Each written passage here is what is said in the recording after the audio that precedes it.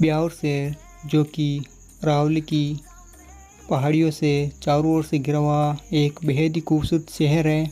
इस शहर की दूरी लगभग अजमेर से 55 किलोमीटर, जयपुर से 185 किलोमीटर और जोधपुर से 150 किलोमीटर दूर है। तो अब हम बात करते हैं कि आप ब्यावर शहर कैसे आ सकते हैं, कहाँ ठहरेंगे, कहाँ घूमेंगे और कहाँ क्या खाने पीने की व्यवस्था होगी। तो आप यहाँ पे रेल मार्ग या रोड मार्ग दोनों से आ सकते हैं। अगर आप बाई ट्रेन आते हैं तो नियरेस्ट रेलवे स्टेशन ब्यावर ही पड़ेगा, और अगर आप बाई बस से आते हैं तो भी इसका बस स्टेशन ब्यावर ही पड़ेगा। तो आप इन दोनों में से किसी में भी आ सकते हैं। और अगर आपको यहाँ पे डायरेक्ट बस या ट्रेन नहीं मिलती है तो आप नज़दीकी रेलवे स्टेशन अजमेर से आ सकते हैं, या फिर आप जयपुर या जोधपुर से भी बस पकड़कर वहाँ से ट्रेन लेकर भी आ सकते हैं अगर आप फ्लाइट से आ रहे हैं तो। अब आप ब्यावर पहुँच गए और आपको रहने के लिए जगह चाहिए तो आप यहाँ पे धर्मशाला, गुरुद्वारा और होटल्स में रह सकते हैं। अगर होटल्स की बात करूँ तो इनका रूम रेट 400 से स्टार्ट हो जाता है, जो कि आपके हिसाब से कितने का भी रूम ले सकते हैं आपकी फैसिलिटी के हिसाब से। और खाने की बात करें तो आपको होटल्स में खाना मिल जाएगा, और बाकी आप अपने हिसाब से दूसरे रेस्टोरेंट में या ढाबे में जाके भी अपने हिसाब से खाना खा सकते हैं।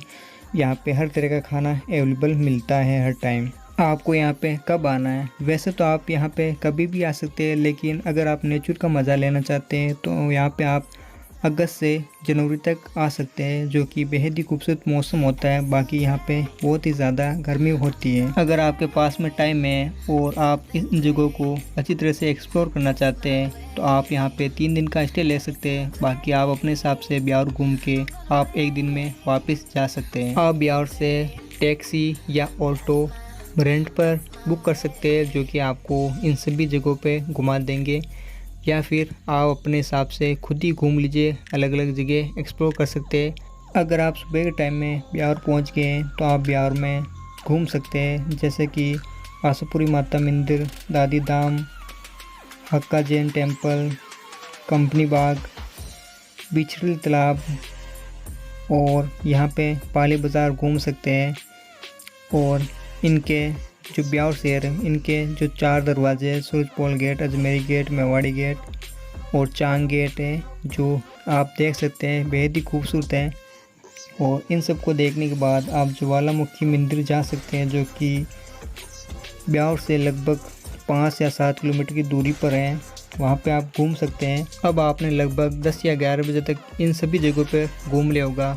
तो अब ब्यावर से कुछ दूरी पर उदयपुर ब्यावर रोड पर एक बेहद ही खूबसूरत रोड है, जहाँ पे कि आप घूम सकते हैं। और वहाँ से 17 किलोमीटर दूर सेंधड़ा, वहाँ पे राजस्थान का सबसे बड़ा ब्रिज है, जो कि आप वहाँ पे जाके देख सकते हैं।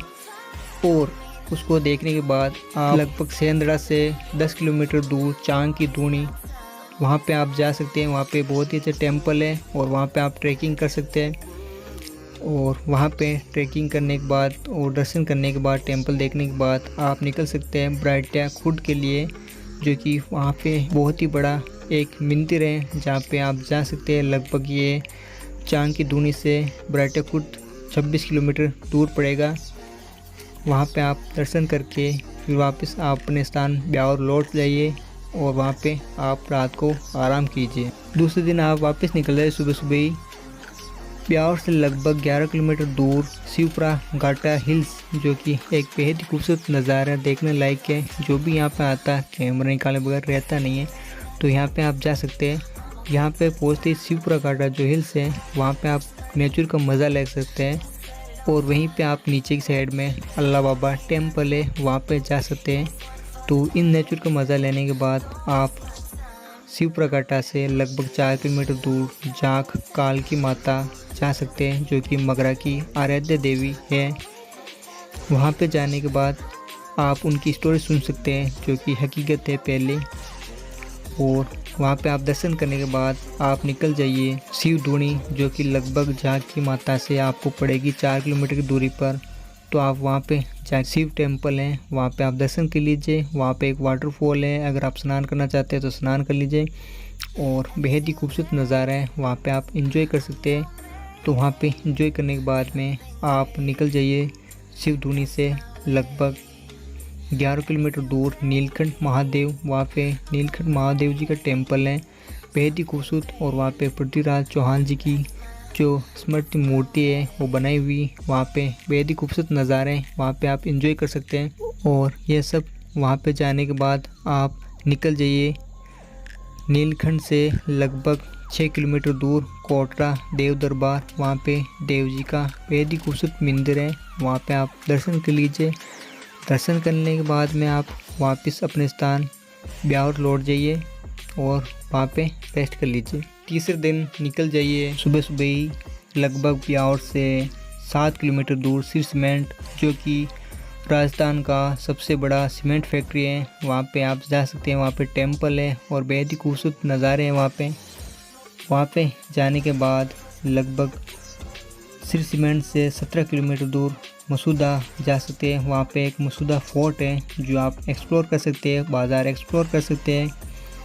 उसके बाद में आप चले जाइए मसूदा से 7 किलोमीटर दूर देवमाली, जहाँ पे कि देव जी का बहुत ही बड़ा टेम्पल है, वहाँ पे आप जा सकते हैं, दर्शन कर सकते हैं। और उसी के पास में एक गांव है देवमाली उसी का, जहाँ पे कि मिट्टी के घर है सारे, उनके ऊपर सराप हैं, तो आप उनसे मिलके उस गांव को भी एक्सप्लोर कर सकते हैं।